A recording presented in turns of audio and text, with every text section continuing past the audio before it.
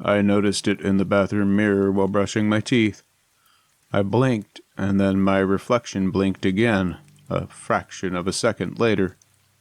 I laughed it off. Fatigue, stress, too much screen time. But then it happened again. And again. I stopped blinking entirely, staring until my eyes burned. My reflection didn't stop. It blinked calmly, patiently, like it was practicing. Now I avoid mirrors, but I still feel watched, especially when my eyes are closed, because something is getting very good at pretending to be me, and I'm worried it's waiting for the moment that I blink for good.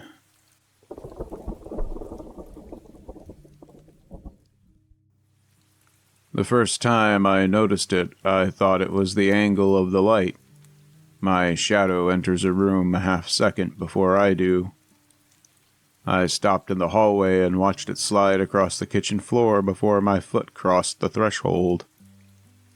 I backed up. It came back to meet me, slowly, like it was reluctant. I've started filming myself walking between rooms. On playback, the shadow is visible, clearly mine, clearly ahead. I showed my brother the footage. He watched it twice. He said he could only see one shadow. He didn't say whose it was.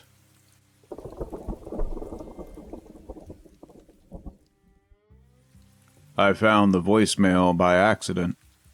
No number, no timestamp, just my name as the caller. It was my voice, tired and whispering. I don't have much time. If you hear this, it means I didn't wake up. I don't remember recording it. The message ended with a soft sound like fabric dragging across a microphone. Then breathing. Not panicked, relieved. I checked my phone logs. Nothing. But last night, while drifting off, I caught myself rehearsing words under my breath. The same words, like I was trying to remember what I'd already said.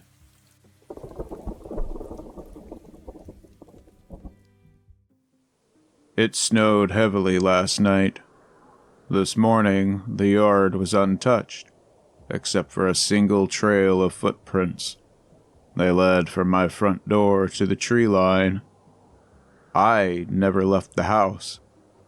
I checked the security camera footage. At 3:07 a.m., the door opened. I stepped out, calm and barefoot. I walked into the snow without hesitation. The camera never recorded me coming back. But I'm inside now, standing at the window, watching the wind drag fresh snow across the yard, slowly erasing the path. It's almost gone. I don't remember any of it.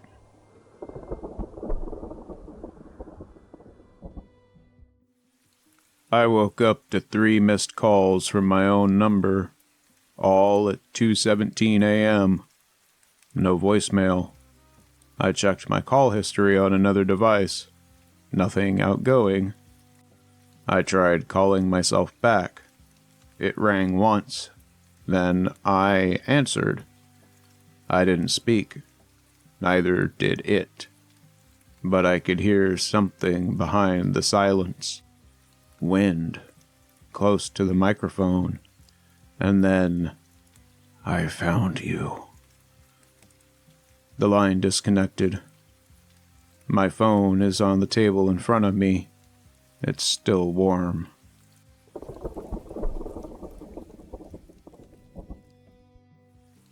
I've been getting notifications from my car's app. It tracks mileage, location, fuel. According to the log, someone drove my car 43 miles last night while I was asleep. The keys were on my nightstand the entire time.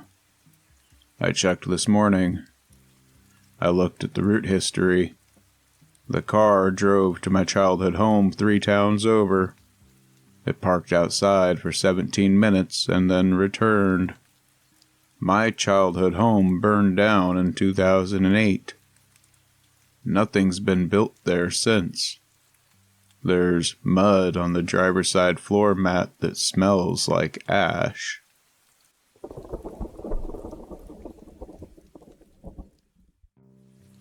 I changed my password last night.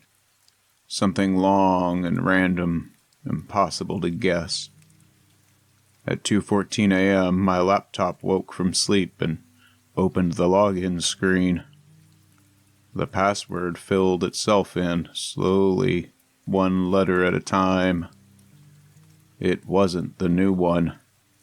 It was the first password I ever used as a kid.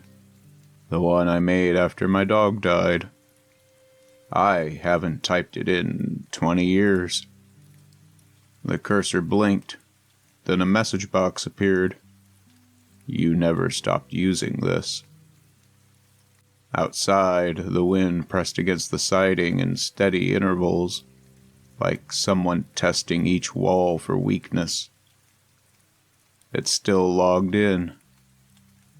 I never touched the keyboard.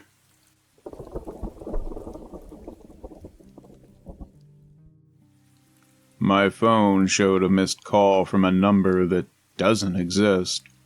15 digits. No country code I recognize. There was a voicemail. I played it twice. It was silent except for the sound of a house, specifically my house. I could hear my kitchen clock ticking, the particular creak my furnace makes at midnight. Then, near the end, the sound of someone walking up my hallway, which is carpeted, and stopping outside my bedroom door. I played the voicemail again this morning to see if I'd imagined it. The footsteps are louder now.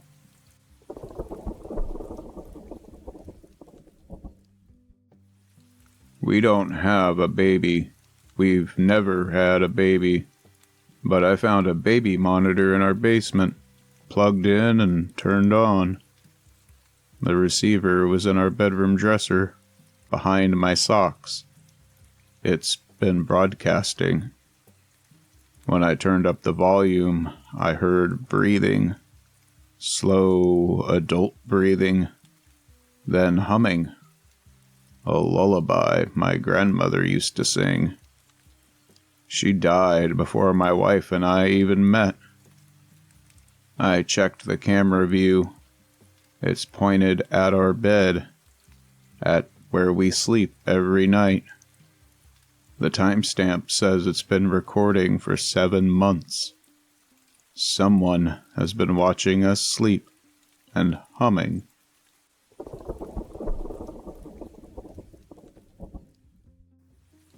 I have a picture of my brother on my desk. He's been gone for years. The photo is old, printed, faded at the corners. This morning it was different. He's standing closer to the camera. His expression isn't smiling anymore. And behind him, barely visible, is my living room. This living room. The couch matches. The lamp is tilted the same way. I checked the original digital copy. It's changed too. In the updated version, he's looking directly at me, like he knows where I am.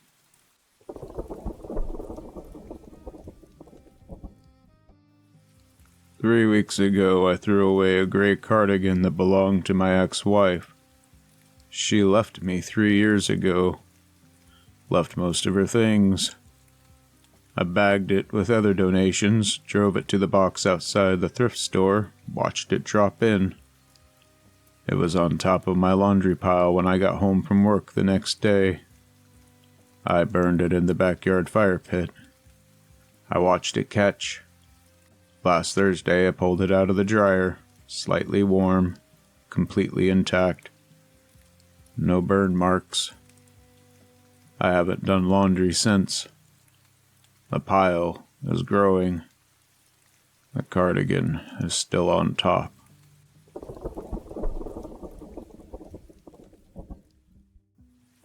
I found a library book in my car that I didn't check out. No title on the spine. Inside, a red ribbon bookmark sits between pages 114 and 115. I read the passage, a description of a man sitting in a car reading a book he doesn't remember borrowing. I moved the bookmark to the back of the book and returned it to the seat. This morning, the ribbon is between 114 and 115 again. The passage is the same, but now the man in it is watching the library from across the parking lot.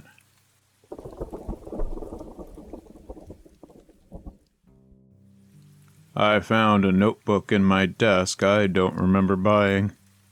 Every page is filled with my handwriting, practicing my signature over and over, hundreds of times. The pressure gets heavier toward the end. Some pages are torn from how hard the pen pressed. The last page has a complete letter written to my sister. It mentions things I've never told anyone, private things. The letter is dated tomorrow. It's signed with my name. The notebook was purchased 6 months ago according to the receipt tucked inside. I was in the hospital 6 months ago. I was alone.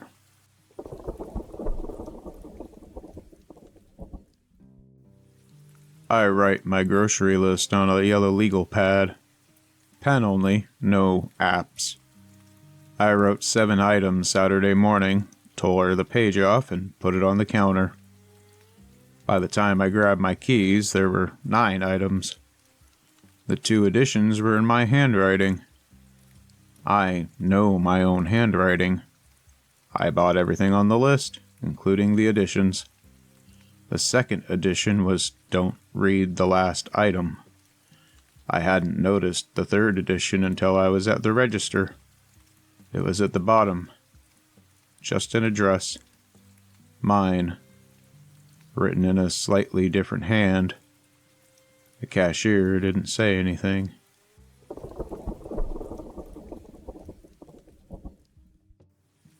I bought a new wall calendar from the drugstore, still in the plastic wrap when I hung it. When I peeled the wrap off and flipped to this month, the dates were already filled in. Not every date, just some.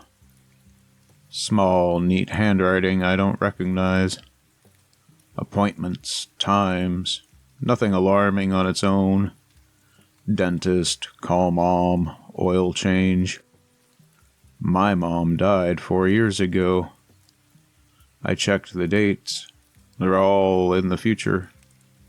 The handwriting gets harder to read as the month goes on, like whoever wrote it was in a hurry or running out of time.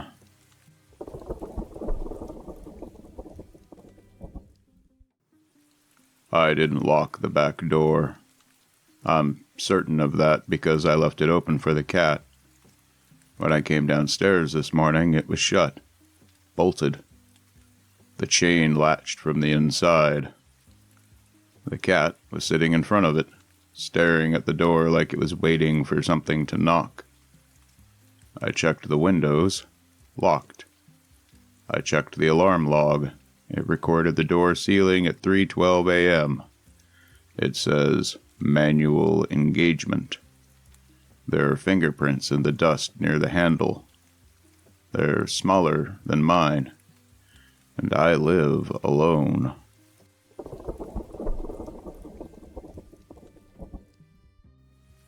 Old houses make noise, I know that. Pipes knock, floors creak, walls pop as they cool. But this one only settles after I say I'm sorry. If I ignore the sounds, they escalate. Sharp cracks, heavy thuds, something dragging above the ceiling. The moment I whisper an apology, everything goes quiet. I don't know what I am apologizing for. Moving in, maybe? Existing? Last night, I didn't say it right away. The house shook hard enough to knock pictures loose from the wall. I apologized out loud, shaking.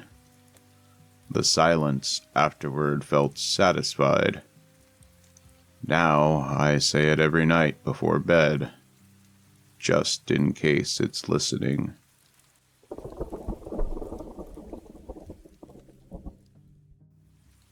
My dog always comes when I call. Tonight, he won't. He's standing at the edge of the yard, staring at the house.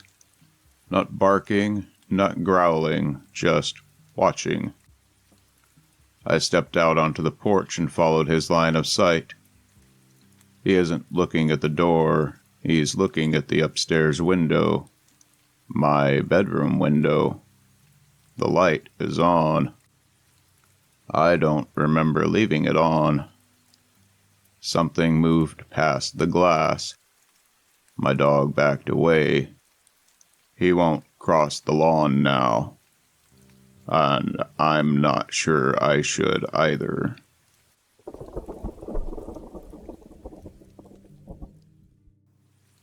There was no plant on my kitchen windowsill when I went to bed. I'm certain of this because I cleaned the windowsill last night. Wiped it down, set it bare. This morning, a small potted plant sat centered on the sill. Dark soil, still damp. A single thick green stem with leaves I don't recognize. Healthy, like it had been watered recently. I haven't touched it. It hasn't moved. By afternoon, it had turned toward me, not toward the window, toward wherever I was standing in the room. It does this every time I move.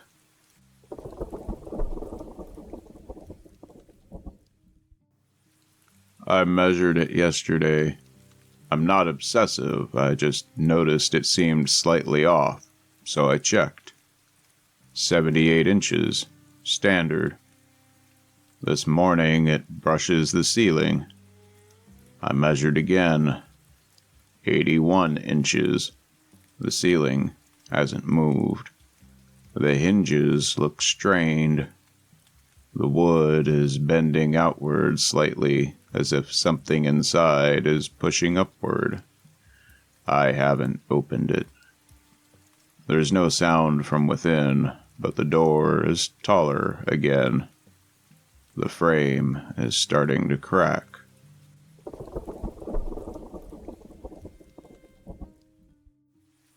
My neighbor across the street waves at me every morning at 7:14. I know this because I started timing it.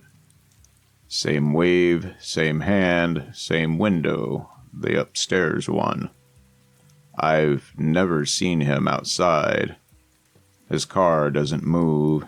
His mail piles up and disappears periodically, but I've never seen anyone collect it. Last week, I waved back finally. He stopped mid-wave, just held his hand there, still, until I looked away. I asked the woman next door about him. She said that house has been vacant for 8 months. He waved again this morning. He was closer to the glass.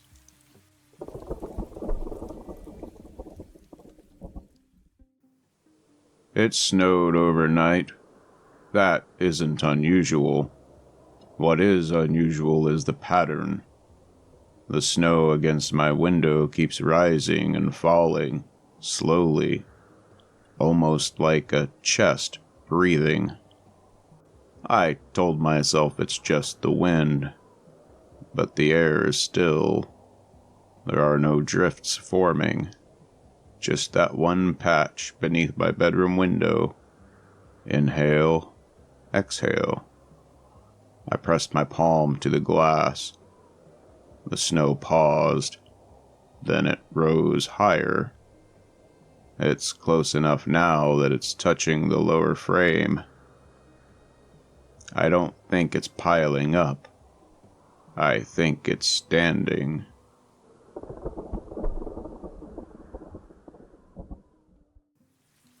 Checkout lane 7 at my grocery store is always empty. Not closed. The light is on. The conveyor belt works. Just empty. No cashier ever stands there. Tonight, I watched a woman walk up to lane 7 with her cart. She started scanning items herself, bagging them, swiping her card at the terminal. I could see her mouth moving like she was having a pleasant conversation, laughing at jokes. She bagged everything, said goodbye to the empty space behind the register, and then left. The receipt was printing when I walked past.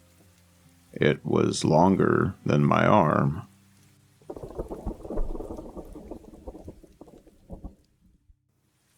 My son drew a picture of Mr. Gone in kindergarten. A tall figure with no face. His teacher called me in, said he'd been drawing Mr. Gone for weeks. Different locations, our kitchen, bedroom, his closet. Always the same figure. She asked if there was someone new in our life. There isn't. I asked my son where he sees Mr. Gone. He pointed to the corner of the classroom. It was empty. He said Mr. Gone is always in corners. This morning I noticed the corner spaces in my house. They feel occupied now.